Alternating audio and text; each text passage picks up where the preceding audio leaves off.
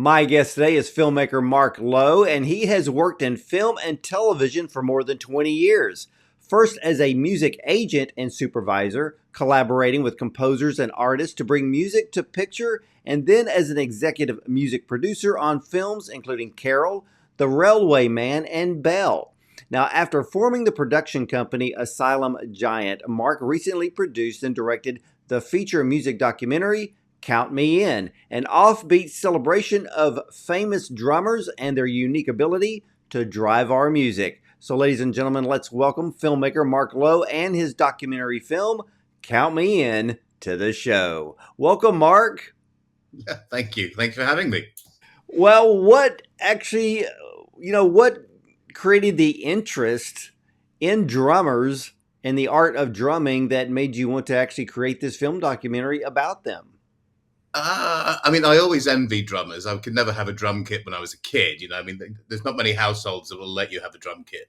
But I had guitars and keyboards and stuff, so I was musical, but I was always envious. I've always had that thing. And then something happened a few years ago. Someone came to me and said, someone wanted to come over to his in-laws' house and record drums in the hallway, like sample them, to do a sample. And I kind of said, well, why does anyone want to do that? And he said, it's a place called Headley Grange. Now, this is where Zeppelin recorded a lot of famously the drum sound on When the Levee Breaks, but that they recorded a lot of stuff there. So I opened my mouth and said, well, what you want is like a properly famous drummers, really great rock drummers to come there and sample the entire kit and do music libraries like that. And as I was saying, I was thinking, and I know people who do that. Anyway, long and short of it is, I put this thing together with a company called Spitfire Audio, a thing called The Grange. And 9 months later, we were there with first Chad Smith from the Chili Peppers. Following day was Roger Taylor from Queen. And then we had Andy Gangadine from Massive Attack and Chasing Status. And it was such an infectious mood. I hadn't really hung around with drummers for quite a while, but I was so interested, and drummers share, which is the weird thing, like they want to communicate, which is why they bring everyone together around them, why they're the hub of every band. So we did that. We did the similar thing in LA, and I just came away thinking, this bunch of people aren't celebrated. Quite often they're mocked. They're like, oh, we've got musicians in the band. Oh, and a drummer. And you kind of go, well, hang on a second. And there's a host of the jokes that all drummers know about drummers. So it kind of felt like I wanted to redress the balance a bit and celebrate them and not make a film about drumming and how you do it, because I think not my thing, but make a film about drummers and why they're wonderful and why they do what they do, and make a film like that, but not for drummers, for people who are non-drummers. So that's what we kind of set out to do, to kind of talk about the joy of what these people and the bizarre life, you think about it, of making a living hitting things, musically. I love film documentaries, but I love film music documentaries the best. And so when I had the opportunity to watch Count Me In, I just loved it. And you're right about them, because I think out of all the musicians in a band, they're the most joyous. And to know that they like sharing, because their way of sharing is their way of learning. Yeah. And then where maybe when it comes to guitar players, sometimes it's not that way. Well, yeah. We've had a conversation with several people about, there's a lovely little bit in the film with Rat Scabies from The Damned, who basically says, he's basically talking about, guitarists will a tear down their cheek and the drummers are just there to do it, But it's the other thing is the guitarists will turn away. They won't show you the settings on their amps. They like to keep a bit of mystery about it and mystique. And drummers, you put a room full of drummers and they'll all share. They all, how do you, it's this. And everyone shares and everyone shows, and it's a community. The one thing, drummers, it's a community. And that became very apparent, as we started to spend more time with them, that these are a very open, very sharing group of people. But you know what Um, the other thing is too? It's funny because you're right about guitar players. I mean, like, don't look at my amp settings, and I'm not going to show you how I do this because again, there's a mystique there. They mm, want to be, if they're in the atmosphere of being a guitar god, they're not going to share too much. But with drummers, what's funny about drummers, here they are sharing information, wanting to learn more. But if you listen to every single drummer, and we'll just take the drummers that are in the documentary, mm, every single one of them has their own signature sound. Even though they're pulling, information from other drummers, they still have their sound. It's like in your documentary. My gosh, John Bonham, well, it's him playing on Led Zeppelin. You just hear it. I mean, if you listen to Van Halen, Alex has his own sound. And yeah, the list goes on out there. So yeah, drummers have their own sound, but they seem to be the happier of the happier side of the band. they do, don't they? And yeah, it's funny. I mean, we did a lot of work with Stephen Perkins from Jane's Addiction, who's kind of like our journeyman in the film. So he starts the film. We go and do a drum circle up on Mount Wilson, which is about 6,000 feet up over LA. And we bust a load of people up, and he goes a walk up, and we have an introduction about him talking about, and he takes us through the film. And we drummed on various kits with him throughout the film. He does a whole thing with Keith Moon and Who Are You in the middle of it. He drums on the end drum circle with Chad and Jess and Cindy, all these other things. But whatever he's playing, it's him. It's him. Every time I'd hear him play, he'd be in the room next door. We recorded those drums for the end with him, and you go, "Oh, Stephen's here." And Chad Smith's the same, the loudest drummer I've ever stood next to. By the way, I mean it's frightening. He hits it so hard. Wow. Now, Um, why did you start the documentary off with him going into this observatory? Was there a message there? We wanted to do a drum circle. We wanted to show you because I mean, obviously, initially with drums, it was tribal, it was communication. So that's how they started. So drum circles are great ways of everyone interacting with each other. So it's a very simple, and we didn't want to do the forest or the beach. They've all been done. I mean, and the beach thing, you can just YouTube beach drum circle, and yeah, there's tons of it. So we looked at several places, and then one of our DOPs, Carlo Rinaldi, said, "Well, there's this place." So we made an appointment. We went up and saw them. We told them what we wanted to do. They laughed, they smiled, they humored us, and they said, "Actually, we kind of like this idea." So we went and looked at the space, which is huge. And of course, it has this amazing view over Los Angeles and the ocean, and it's 6,000 feet up. And they let us come up. We bussed 20 people up there. We used the lift and brought loads of drums. Remo helped us. They were lovely. They supplied all the drums for us. And we set it up there, and that's how we started the film. And they rotated the dome for us, opened it, did all of that stuff. And we just had to record it and have a good time with the people. And Stephen Perkins led it, so he was the ringmaster. And he said, "Okay, we're going to do this now." And he'd start a rhythm, then some people would come in. And it was very organic. And the great thing was at the end of it, I were left with Stephen just to film some stuff while we started to take things apart. And we came out, and everyone who works at the Mount Wilson Observatory was sitting out on trucks and chairs, and they've been sitting listening to this mad drumming coming out of their big, observatory. And laughing, going, "Hey, you guys, anything to do with this?" And we went, "Yeah, yeah." And he said, "Well, we love this. We've never had this before." So it was great. So for them, it was a novelty. For us, it was a novelty. And I've never seen anyone drumming in one of those places before, and probably won't again. So we did it. So that's nice. It But it was awesome because it's so funny because here's all of the people that actually work there, and after a while, I guess, I'm not saying that you get bored looking at the stars, but in this case, they were able to be outside to listen to the yeah, stars drum to the whole universe. So I thought the whole beginning of this film was spot on. I love the creativity. But with all the drummers that you could have interviewed, how did you come up with the list of the drummers for the documentary? Well, I mean, I worked with a wonderful woman, who basically Louise King, who used to be the editor of Rhythm magazine, and she was very helpful when we did that stuff with Chad and Roger and all that stuff before. And she knew everyone. I mean, they were friends. Some of them were almost family to her, and we got on brilliantly. And I said, look, I kind of want to do this film. But you know all these guys and girls because we do have a selection of all. Would you come and help? Because she has a shorthand with these people, so we would work on the interviews, but she'd do the interviews and I'd direct it and film it. Because I said, well, look, they already have a relationship with you. Shove this ugly old face in front of them, and then they're going, well, who's this guy? So we said, let's do it that way, and it worked brilliantly. So we then just made a list of who we wanted. We weren't asked.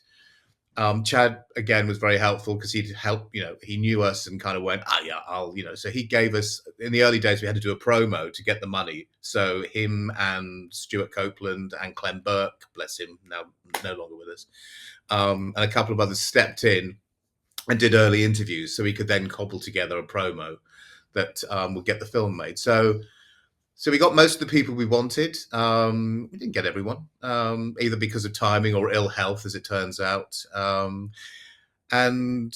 also as we interviewed, because the film is narrated by the players, so in other words, they're telling their story. So if someone says, I love, and two or three people talk at depth about another drummer, we'll try and get that other drummer, and we'll try and figure how we can connect everyone. So everyone talked about Bonham because it's Bonham. It's Chad's favorite drummer. Roger Taylor from Queen, both Taylor Hawkins and Stephen Perkins, their first gigs were Queen. So I mean, they were like going, I said, it's not a bad gig for your first gig, is it? And the singer's this guy Freddie. So as we went along, a couple we couldn't do, unfortunately. Samantha Maloney, who's brilliant in the film, adored Phil Collins. We couldn't get Phil, which is a shame because he's he should be more celebrated as a drummer because he's fantastic. But yeah, we were very lucky who we got, and they were all brilliant on camera. And yeah, so we honestly, we had pinch yourself days where we finish and I go, I don't believe this is work, because it's I think the one. Now I love Chad because Chad is just a ball of energy all the time, Yeah. and and then Roger Taylor, he's like the old wise one, but one of my favorite, because I've seen The Police probably 3 times, and Wow. but Stuart Copeland, a lot of people do not realize how smart Stuart really is. He's not just a drummer. I mean, this guy composes music on a very high level. But to watch him in this documentary and to talk about drums and drumming, his passion is still alive. Yeah. Oh, I mean, and he's funny. I mean, he's funny, and he tells anecdotes the way that he just he's Stuart. But no, that's the thing as well. Yes, he's a film composer. He's an orchestral composer. He also just happens to be one of the most influential and amazing drummers of his generation. And all of that wrapped up in this very bright and very funny, gregarious human being. I mean, the stories he tells, we couldn't put them all in the film, unfortunately. But yeah, I love Nick Mason. Yeah, Nick's very cool. Nick's very cool. That footage, I don't know if you've seen it, but obviously there happens to be a Ferrari racing car in the back. I know, because right off to the side of here, I have a full blown shelf of Ferrari Formula One cars. So when Nick Mason came on, I'm like, I just literally just paused it just so I could just look at and that the Ferrari behind him. I'm like, that's Michele Alboreto, It's a vintage racing Ferrari that's in his main office on the first floor of that. I've walked in and the whole set of drum covers, all Ferrari red with the logo on them as well. I mean, well, because, I don't want to get into what, I have studied Nick Mason's car collection, but to see him in this documentary and to see that his second, if not first love, is sitting right behind him. I literally just paused it just so I could just look at it. I'm like, oh my gosh. I mean, Nick It's Mason it's is the it's man. it's awesome. His love, his passion for Ferrari, and for cars in general, but his passion for Ferrari. And but I've seen various documentaries, and he drives them. I mean, he doesn't keep them, dust them off, and keep them under glass. They're used as they should be, like Oh a vintage yeah. guitar. Anything else, Well, they should be played. oh, absolutely. Now, I want to ask you because I also loved the fact that you included female drummers into this documentary. You had Cindy Black Santana. Uh, I'm trying to think of her name. Yeah, yeah, Cindy Blackman sent on. We had Samantha Maloney from Hole, and Eagles of Oh, Death Metal, and also Motley Crue. She jumped from Motley Crue for a while. We had Jess Bowen, who plays with the Somersets, but now has been playing with loads of different bands. Not because of our film, by the way, but actually just because she's doing so much more now, which is great. We had Emily Dolan Davis, who played for The Darkness, and Brian Ferry. I think it was four of them, actually. I don't think there's anyone else. But yeah, it was important. It was important that we actually have, because there are women drummers, full stop. I mean, early on I went and saw bands which had women drummers, and I'd seen a couple of films that were just drummers, and it was mainly old grey men, and which is fine, room for everyone. But I just didn't represent the drumming community, And I met Jess while we were in LA through someone, and she was just funny and brilliant. And I said, I don't suppose you want to be in this film we're making. She said, oh, I don't know. I said, it'll be fun. And then, of course, later on, I said, look, we're doing this little circle at the end of the film with four players. I'd like you to be one of them. And she said yes. And I said, well, we'll go and pick you out a drum kit. Let's go and do it with Ross, the drum doctor, because he's got hundreds, as you'll see in the film, he's got hundreds of these kits. And she said, that'd be great. By the way, who am I drumming with? I said, Chad Smith, Cindy Blackman Santana, and Stephen Perkins. And she went, oh, that's nice. She had a great, I think she was nervous. We introduced her to Chad. You see it in the film, and he goes, I'm nervous. I would be too. But, something, they were all nervous in their own way, because you're kind of naked there drumming on your own. You've not got any backing. We do a relay where Cindy starts it, and she's fantastic. And then it's Chad, then it's Jess, and then it's Stephen, and then it's just a cacophony of drumming. Which is fun to film. Was the last thing we filmed for it, which was great, the way it should be. You finish with the finale. But no, it's important to have the women in there. I know they do get a section where they talk about, unfortunately, some of the misogyny and stupidity that goes with what has always been, what is perceived by some to be a male-orientated instrument. And of course you go, well, that's ridiculous. If you've seen Cindy, early days as Cindy Blackman drumming for Lenny Kravitz, and you go like, nope, that's fine. She can do it. But no, they were great. They were wonderful. And well, it was even the story you put into the documentary where she got the phone call from Nikki Sixx to cover for Tommy Lee and to play for Motley Crue. And I was like, wow, could you imagine getting that phone call? And then, yeah, and she had to win over the male fans over that. Yeah. I mean, she said, as she said, there were guys that are going, I'm not going to go and see my girl drummer, no. And then, of course, she went through hell on that tour from the point of view of physically getting up to speed so quickly, because they lost the drummer very close to tour opening, and she tells stories of, we didn't have time to fit it all in the film, but of having blisters so bad that she was using super glue to keep them together, and she was bleeding and having to wear gloves, which were being changed by a roadie. It got better during the tour, obviously, but she worked hard.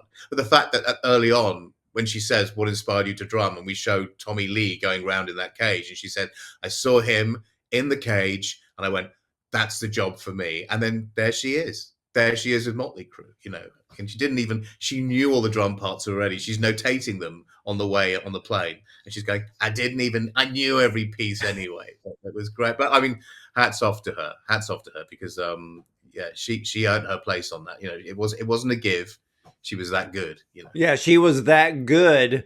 And it made me laugh when she said that I'm on the plane, I'm making notes, and I'm like, wait a minute, I already know all this stuff. I already know all their songs. And but to get the call. So I love that part of the documentary, because you show someone who in a way, idolized another drummer that kind of got them into drumming. And then a few years down the road, here they are. They get the phone call to fill Mm. in for the very band that triggered their love for the drums. So I thought that was one of the best parts of the whole documentary. Ah, good. Yeah, I'm glad you did. I mean, I love that when she talked about that, and we found that footage from the tour, which is beautiful. And go, we got a girl on drums, from Vince Neil, and she's just having a whale of a time. I mean, I saw her 20 odd years ago with Eagles of Death Metal in London, and I was immediately like, wow, who the hell's that? Because she looked great anyway, but she also had this attitude. And so I had a little bit of a flame for her. And I always thought she was amazing. And so when I finally met her in LA, went to see her. But she's a geek, like all of us musician types. She, 5 minutes in, our mutual friend Louise was going, "Oh God, look at these two," about all the different bands. And she, at the end of half an hour, she was like, "Well, and she said, 'Count me in,' and I went, 'What?' Oh God, sorry." So yeah, we did it. Yeah. So and she was such a great addition, and of course she finishes the film with that, "Dreams do come true," That's which was right. not. She just did that impromptu down the barrel of the lens, and when we were in the edit, we went, "I think that's our ending." That and bless him and Taylor Hawkins saying, "Do it because you love it, and if it works, King A, man." That's just like the best. But Oh, yeah. that's it. Now, while filming the documentary, what Hmm. amazed you the most about the drummers that you did speak to? I, don't- one of the things I realized is that their characters come through in their playing, but you always kind of knew that anyway. I think we talked about it before, which is a sense of inclusivity, a sense of openness, and again, the community thing of it is, I mean, that's the thing that came through most is the generosity of spirit. I mean, Cindy Blackman gave us an interview I could have made an entire film around. She talked openly and freely, and no one was candid. No one. I mean, some of the stuff was probably not reprintable on film because it was we had some of the stuff was just so funny from some of the people, and you went, yeah, that we can't really put that on a film, but it's brilliant. Or we were asked on a couple of occasions, can you not include that? I went, no, it's fine, but they were willing to say things that So I think it's just I've interviewed musicians who have been quite guarded about things, that but that it didn't seem to be. So I just suppose honesty is not something you're surprised by, but I think in the world of cynicism and what have you, such openness and generosity of spirit, um, and the Oh, fact that yeah. all of them single-mindedly had no other options in life. None of them went and did a degree. None of them went and had a backup plan. They just, I mean, as Chad said, when he's like in Detroit playing these clubs, he said, what was it? He said something like, oh, we're doing whatever, 2 gigs a night, 5 nights a week. I'm walking around the club barefoot. I'm getting $163 a week, and he says, and I've made it, as far as he's concerned, because he's doing what he loves, and he's doing it with passion and integrity. And I think that's the other thing, passion and integrity. It's huge. There was no one there you don't become a drummer to be famous, let's face it, you do it because you love it. So these are people who turn their love into a life. And I think that's the thing the film's about. Yeah, and that's exactly what you see come across. And I thought Chad was so funny because, with the Chili Peppers, he was like the normal one. He was almost like the nerd. And it's like when he went for when he explains the audition process, that was so funny because they were looking at him like, oh, so you know how to play the drums, but you're not weird like us. Well, as he said, doesn't he? He said, they had the haircuts and the tattoos and everything, and I turned up in a bandana with a cut-off shirt, and they were going, "Well, who's this guy?" But then, of course, he played, and then he double timed, and they had to keep up with him, and they were like, "Hey, you were the first guy that really pushed us," and so he was totally right for them, and yeah, I've seen the Peppers a number of times, and you can't. I mean, you just can't imagine anyone else drumming with them. You really can't. No, not at all. But you, in this documentary, I like the way you segue to the past. You Mm. had Keith Moon which that was an incredible segment. Uh, Charlie Watts, of course, John Bonham, and many of the jazz greats like Buddy Rich, Elvin Jones, Art Blakely. That's just a few. Yeah, And we could have done more with the jazz, but we didn't. You know, we decided to stick to rock because we thought we can go anywhere with drums. Let's face it. We could have done Africa. We could have done. There's a whole series of films to do, but we wanted to get jazz in there a bit because it's so important. Because that's about the conversation. Jazz is about interaction, and we wanted to do a bit on Ginger Baker and what have you. Obviously, jazz was a huge influence on him and a couple of the other players. So, but there were elements we at one point we could have done a 3-hour movie and still not even remotely covered what we wanted to. So we decided just to make this small little jewel about celebrating drummers. But yeah, you're right. Jazz would have been was just we at least did a nod and said, look, we owe you big time. well, yeah, well, and I've heard this from just about every musician or recording artist I've talked to that if you know jazz and learn jazz, you can play anything Yeah. because it's impromptu usually with jazz. I mean, they can change their beat on stage and everybody knows how to follow.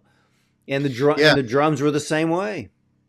Yeah, Cindy Blackman probably was the most eloquent about jazz while we were interviewing, and she really kind of, as she said, there's a difference, and she sort of takes you through it, and people will see in the film. And she's a big jazz exponent. She can rock and she can hold down a steady 4/4, but then she can just go off. I mean, I've seen Abel Boreal Jr., who we just interviewed. He didn't perform in the film, but I've done a session with him in LA before, where we were doing various things for a sample library, and we said, this last take, it was the last day, we'd done 2 days with him. He's lovely, he was funny and wonderful, amazing player. And he went off, and we brought the lights down in the studio, and he started to play, and then he went somewhere else, and then it was jazz, but then it was something else, and this thing was rolling, and the engineer was standing next to me, and she was going, do you know where the one is? I said, I have no idea at all. 1, 2, 3. No, none of that. We're at this point, but the sound, and and that's a jazz player, or a player that has jazz, as part of his discipline. But no, it's great. I mean, now you're making me think about doing a jazz drummers film, but that's another Yeah, but story. I'm sitting here thinking there's a whole series that can be created Hmm. because of the different music genres Yeah, and the drummers that made those genres famous. But what was the thing that I want to see is the younger generation see this documentary because I've been backstage so many times with so many of these bands, and nowadays it's a little bit on the boring side. But when you show like the wildness of Keith Moon, I'm like, that's the rock and roll people miss. That's the rock and roll that people don't understand today. That's what happened. You went in, you destroyed the hotel wow, room, and they wrote it in the press the next day, and you became a legend. yeah. Keith Moon and the power to use cherry bombs in just the right way. Yes, destroyed more plumbing in hotels than any other human being. Um, yeah, but we also wanted to. I mean, wanted to celebrate him. He's possibly my favorite drummer of all time, just because of the chaos, but also there's his inventiveness as a player. I mean, there's a talk in drumming circles about being open-handed, working out which hand to use. He wasn't even open-handed. Whatever was close by, that's what he was going to hit. And it seemed like chaos, but as I sat and talked with Stephen Perkins, and we said it's definitely not. And he'd done like a workshop showing Who Are You and drumming it. And I said, well, let's go further. Let's actually mirror you and him, and you can show us the breakdowns, and we can see it as a piece of music rather than just he's just drumming, but he's more than that. And great. And Stephen took us through, and we took a while to assemble it, which was lovely. And then, because the Who wouldn't give us clearance necessarily, they said they'd see it, and then they let us know. So we had to go and do it. So that was a bit of a gamble. But luckily, we did it. We put it together. We sent it to them, and they saw the spirit in which it was made, and the celebration. And yeah, and we were lucky. They loved it, so we were good to go. And it's my favorite bit in the film from the point of view of addressing, but we did lose him early. But as who is it who said it now? But they said, this guy was never going to make old bones. Well, He yeah, was they never. said he was. Yeah, he was told you're never going to make 40 if you keep this up, and he Yeah, and didn't. I know, and he said, but as Bob Henrit said, who was a good friend of his, said, you're never going to make four. And he said, you could have, someone should have stopped him and taken him aside. He said, but he'd have gone, yeah, and that would have been the conversation. He wouldn't have cared. That wasn't what he was about. He wasn't going to ever be, you can't put, what is it? Yeah, I think it was, you can't party 27 hours a day, 32 days a week and whatever, and expect to live. Oh But yeah, but yeah, but I just love the fact that you put that in there because it just reminded me of the old days of rock. So I'm like, people, you've got to realize that nowadays I've been backstage and you hear, "Hey, where's my green tea? Where is this?" And it's so calm and chill. I'm like, boy, who would have ever thought that the times have changed to going from wild and yeah. crazy to, oh, let's just chill out before we have to go on stage, and so, but it is what it is. But I understand that Charlie Watts passed away on the day that your documentary was debuted on Netflix. What went through Uh, your mind when you heard about Charlie? it was. I mean, we asked if we could interview Charlie, and he didn't do many interviews, and he didn't like doing them. But also we didn't know he was ill, which he was. It turns out. And then yes, because originally, so this film is now out everywhere, but it had a license to Netflix for 3 years, so it was locked into Netflix. And the day it came out, which I got a strange feeling, is the 24th of August, which I think is when he passed. And I woke up full of beans in the morning because obviously our film's about to come out for the first time. It's going to be seen. And literally the headlines, Charlie Watts passed away. I went, oh my God. And then of course I thought, well, at least we have a celebration of him in the film. At least if people watch it, we have a retrospective just saying how wonderful, inventive, and I mean, he was the coolest guy. I mean, he really. I mean, I know people, friends of mine have interviewed him, and they said, turns up, his suit's beautiful, and he was just he was a gentleman, and he was funny. I don't know if you've seen 5 by 25, that documentary on their 25th anniversary, and at one point he's going, yeah, 25.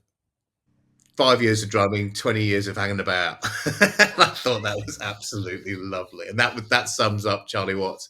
And and I think it was Stuart Copeland says in the documentary in ours. He says that beat, that wonderful beat, that elegantly dishevelled. And I thought that's a great description of a rhythm.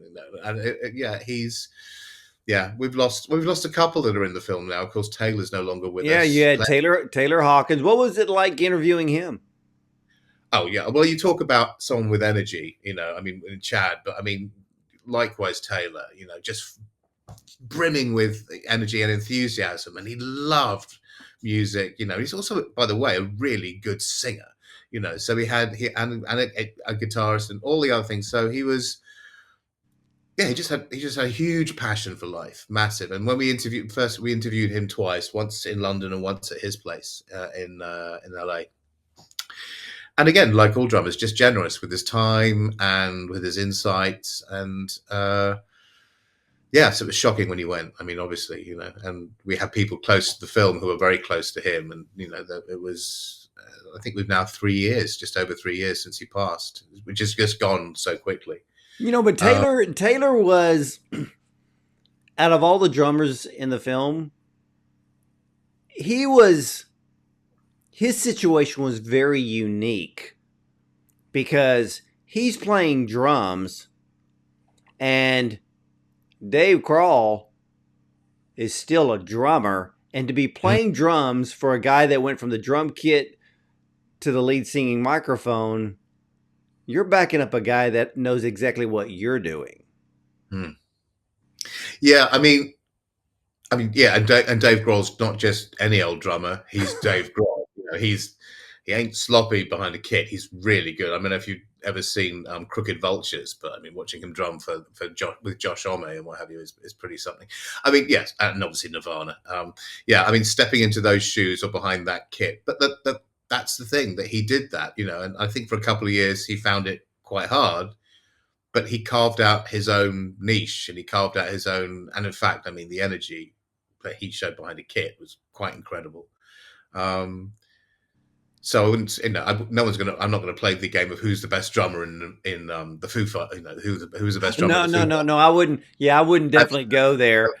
No, but for me, I mean, I just loved watching him play, and you could hear his influences. You could hear, the way he does some of the simple stuff and what have you, with his love of Stuart Copeland and at the same time Roger Taylor, but also having his own thing. But I think the energy he pushed through that kit and out into that band, I don't see anyone else doing that.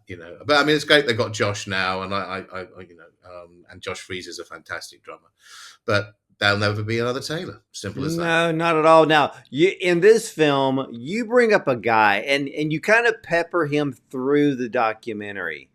So, for those that don't know, who is the drum doctor, and why is he the man to go to? Ross, the drum doctor. I can't remember how we found out about. Oh, I remember when we did some sessions in LA with a sample company with Spitfire, and two of the drummers, one was Josh, and the other one was Abe, used the drum doctor. So we got to know him, and he was around, and it was fun, and he knew his stuff. So we kind of, when we came to start doing the film, we said, well, there's this guy, obviously we know, and he can talk about, this is a guy who amassed hundreds of drum kits, and knows how to put them all together. He was a roadie originally, and then he said, hang on a second, I know some roadie's not going to be able to do this. I know drums. And so he has this huge warehouse out in LA filled with these amazing, it's in the film anyway, so people can see it there. And it's a church of drums. And we've got one shot where it's got this multicolored kit with the light shining through it. It's almost like stained glass. It's ridiculous. And we're looking around. By the way, Josh Freese has a kit there that I love. It's mint and cream. God, damn it, it's my favorite kit in that building. And so I'm still envious of that. Anyway, long and short of it, we thought about a really good place to bring people, and he does, amazing players, so it became obvious to me that we needed it was. And the great thing was, we had this thing with Jess, who's a young female player who we wanted to do this story about putting a kit together for her to do the session at the end of the film, and who better than to have the drum doctor, and it gives us a way of going around this shrine to drums, and looking at how you assemble a drum kit without it being dry, without it being, well, you've got this nut and you've got, and we're not doing that. But he says you start with the snare, and then you need the toms, and it's how they match together. And eventually, of course, we get to Henson's studios and we put that kit together. And it's funny because every other drummer came round at some point or other and looked at that kit and sat at that kit, and that snare, everyone wanted that snare. That was Ross's snare, and it's so good. It's beautiful. Can't remember what it was now. I don't remember technically what it was, but no, Ross the drum doctor was key. Yeah, and it fit the way you put him into the documentary, because here you're giving us history, you're giving us present day, people are trading ideas there, and then you bring the drum doctor in, because I did an interview with a guy named TJ Hoffman, who was a roadie for like 20 years. But even today, a lot of the roadies, even though they still don't mind the term, a lot of them have become techs, drum tech, guitar tech, so there's just been this huge transition from the term to being a tech. And I guess the drum doctor ended up being that way.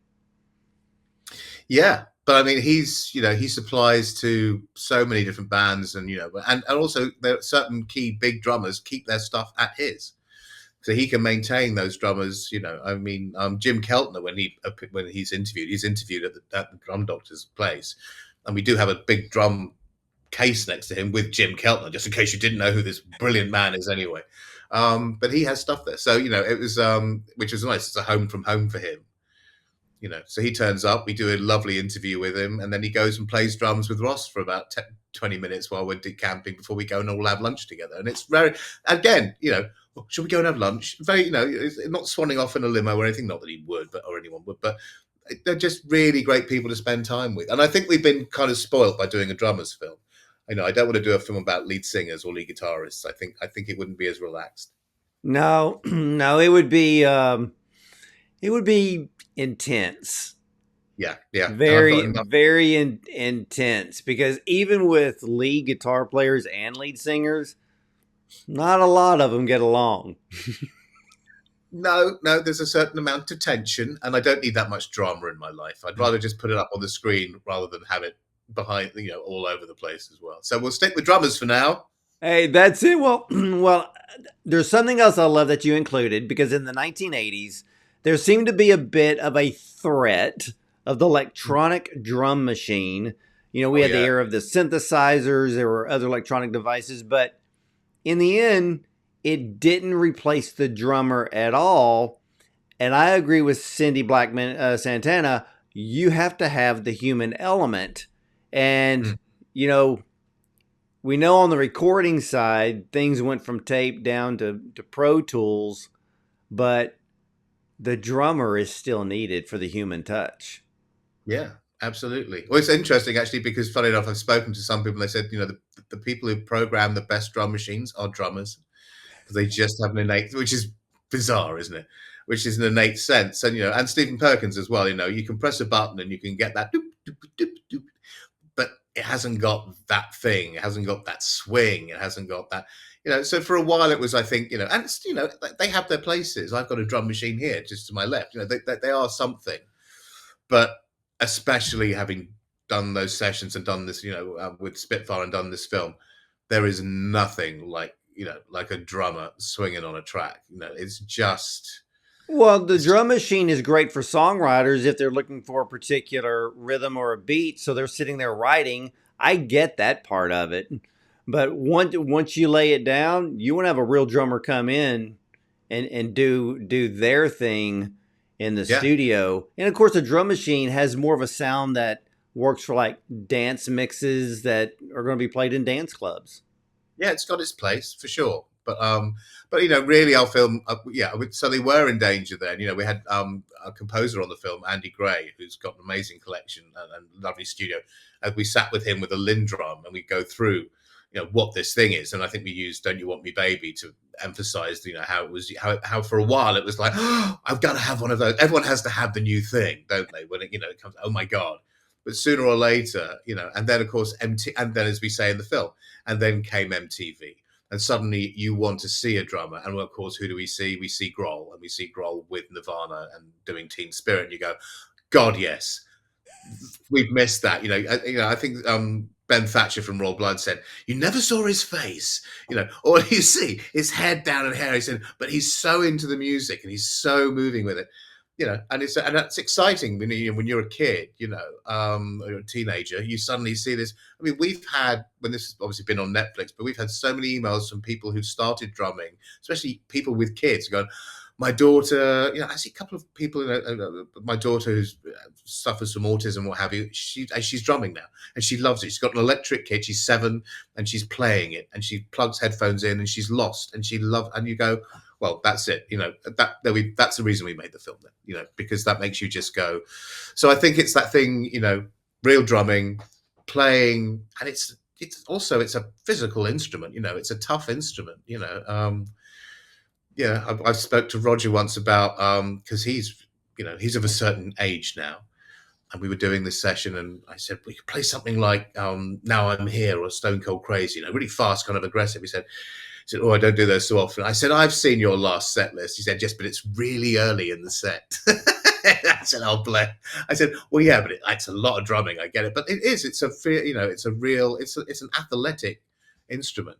And nothing else in a band is like sitting behind a kit and Oh no, I driving." mean, out of all of the concerts that I've ever been to, and I saw Queen. I was front row seats back in the early, I think it was 1982, and front row. And of course, with Queen, your whole focus is on Freddie Mercury.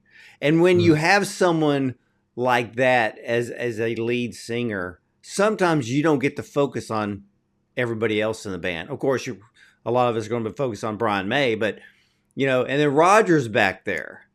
But Yeah. I think the thing that probably caused me to be so in awe was when because I saw the original Van Halen 3 times, and Oh to wow. see this absolute, people think Tommy Lee's drum kit is big.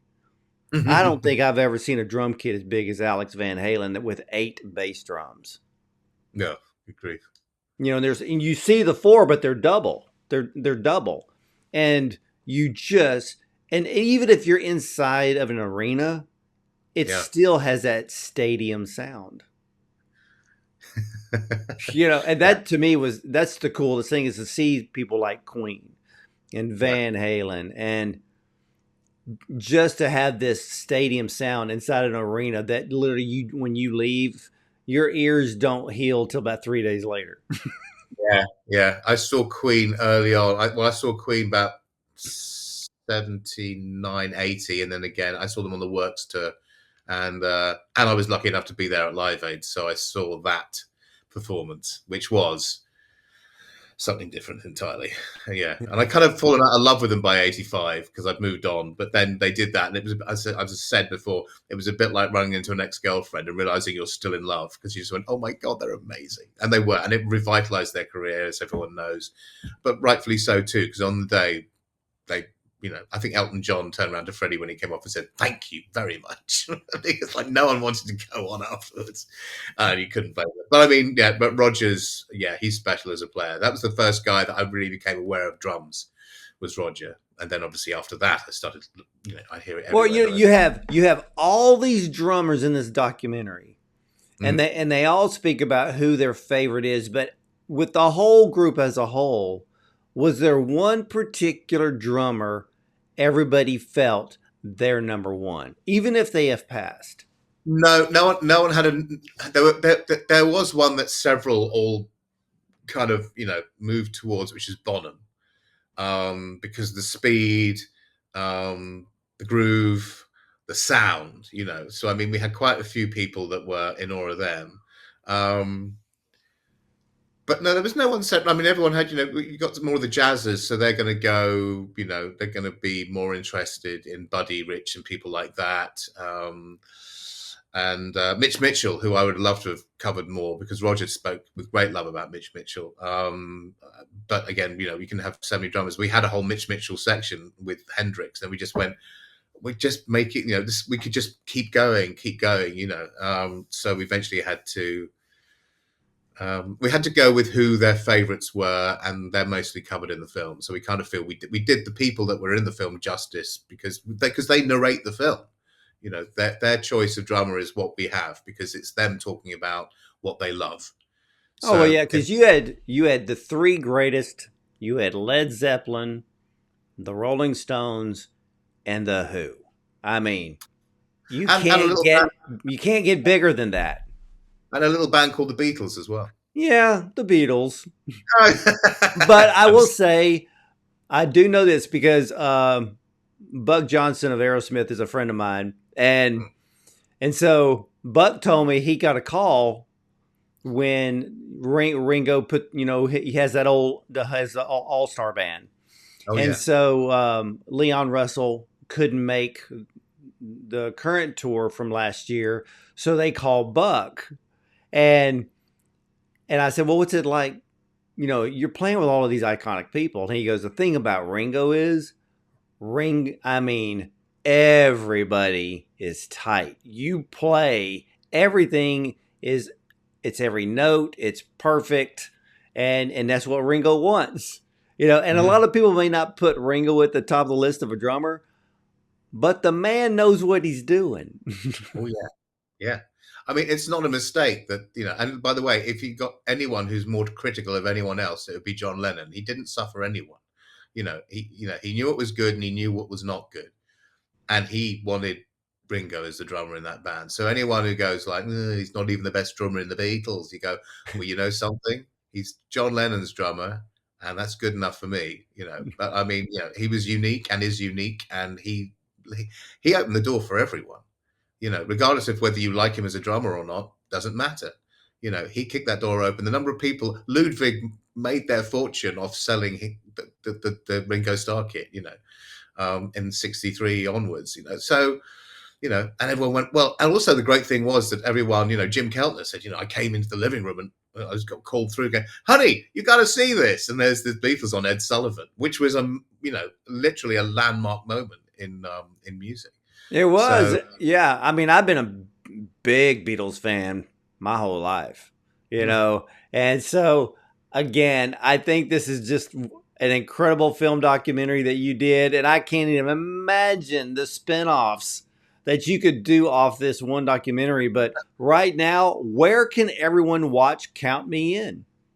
wow, actually, where can't you see it now? I think it's well, it's funny because obviously it had its life on Netflix, bless it, and then it's now. I mean, you can see it on Amazon and Apple TV, but also Spectrum, Direct TV, Microsoft have it. I think you can virtually go anywhere. I mean, if you go to Genius Link and look up "Count Me In," I think it's Genie GENI.US,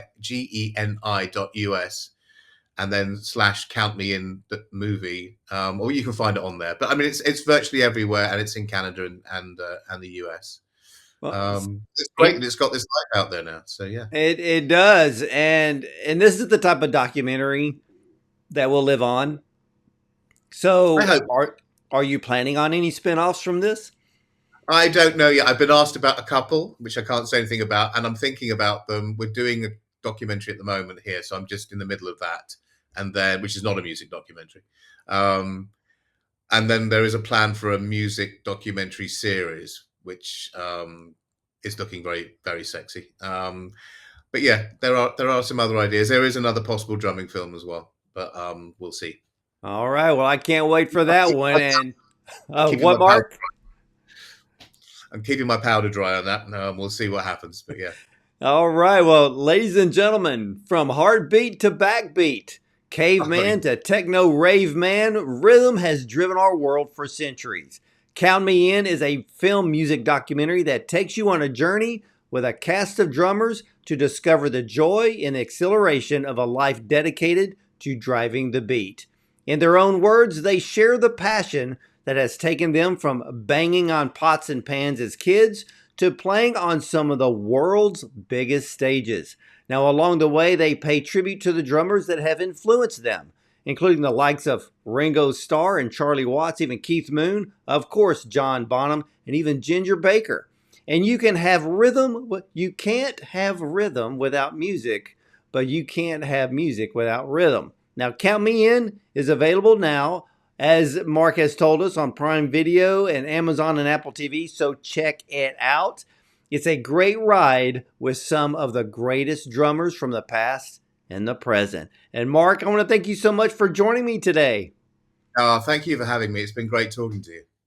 Thank you. And ladies and gentlemen, visit us at bondoncinema.com. Subscribe to our YouTube channel. Check out our Prime episodes as well. And as for me, you're either going to see me at the movies or from the red carpet.